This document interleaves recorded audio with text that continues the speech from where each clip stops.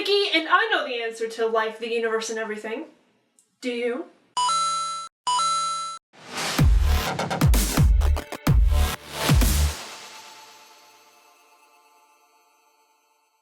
So I was actually kind of caught on what to tackle first in this series.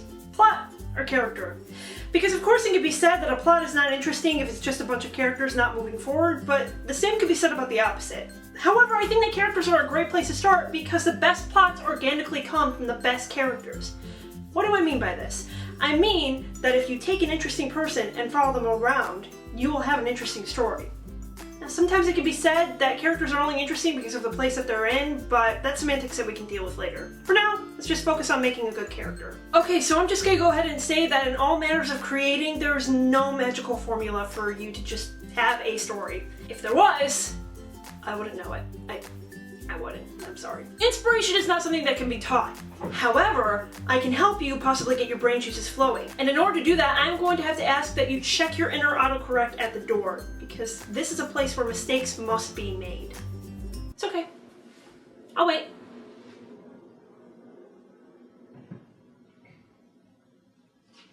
No, take your time. I don't have anything to do. So anyways, about characters.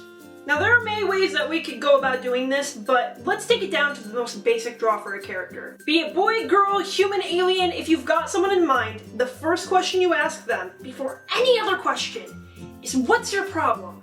Yes, the driving force behind any story is conflict, and conflict starts with a character. The question, what's your problem, acts as a sort of core, a seed from which your character can grow. And after that question, be the character's annoying younger brother. Keep poking them and asking why, until you've exhausted them. Let's take this technique and apply it to someone we all know and love. Batman, of course. Who else would it be? Superman? Whatever. What's his problem? He needs to dress up as a bat and protect the city of Gotham. When we ask why, we actually get 3 answers. He needs to dress up so he can protect his identity. He dresses up as a bat because he's scared of bats and wants his enemies to share that fear. And he needs to protect the city of Gotham because it's overrun by criminals. And when we ask why again, we get so many answers. He dresses up to protect his identity so that he can protect the ones that he loves. He's afraid of bats because a swarm of them attacked him as a child. He wants his enemies to share that fear because he wants to use fear to drive enemies out of the city. And Gotham is overrun by criminals because they killed the only people keeping them in check. Batman's parents. And then we ask why again and again and again until not only do we get a character, we get a setting, a plot, a theme even. All from the question why. Starting from the question what's his problem. Writing magic being made here, people. Rejoice in it. That's all well and fine for a character that we already know and, as I said, love. But what about people who have no idea what they're doing? Well, I actually have a great way for you to practice character creation. And that way is play Skyrim. I am not kidding. This is my serious face. It's serious. Serious. Play Skyrim, or Fallout, or Sims, or any simulator or RPG where you can customize your character and create it by yourself. But, as you're playing, come up with a reason behind every action the character takes, whether it's scripted by the game or done of your own free will. I actually tried this out with a friend of mine and he came up with something really cool. Let me show you what happened. Meet Gordon. He doesn't read all that much or have an interest in storytelling, but he sat down with me and my brother Sean, and we did this exercise, playing up until we got out of the cave and were on our way to Riverwood. And he came up with a lot of good backstory. Unfortunately, I was unable to write all of it, and I only wrote up until we encountered the dragon. But if you want to see extended character notes, and believe me, you want to check them out because they're really good, then click a link on the screen. Anyway, here's what Gordon came up with. Robin is rounded up with the Stormcloaks, riding in the same carriage as a horse thief, a patriotic Nord, and the leader of the rebellion in the flesh.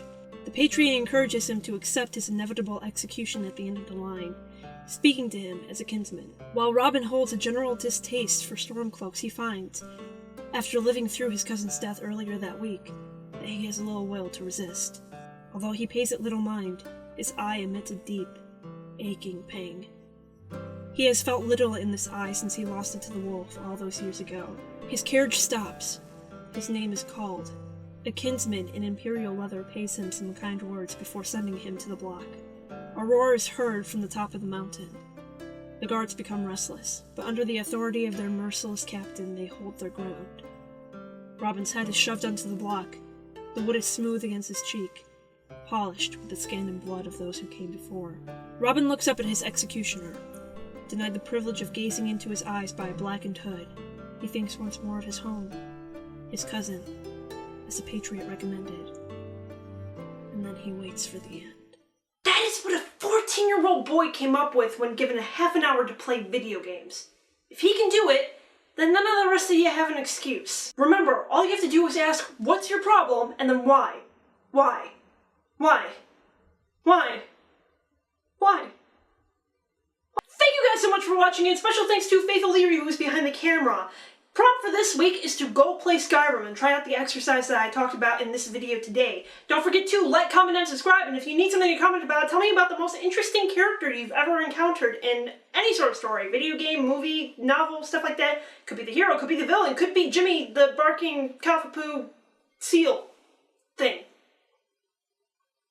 Really, really a character, I promise. And if you like my face and the sound of my voice, no one blames you. Click the links in the description to be taken to my Facebook, where you will be updated on everything that I'm doing, whether it's on the Geeks Under Grace channel, my own blog, or I'm just bored and doodling things.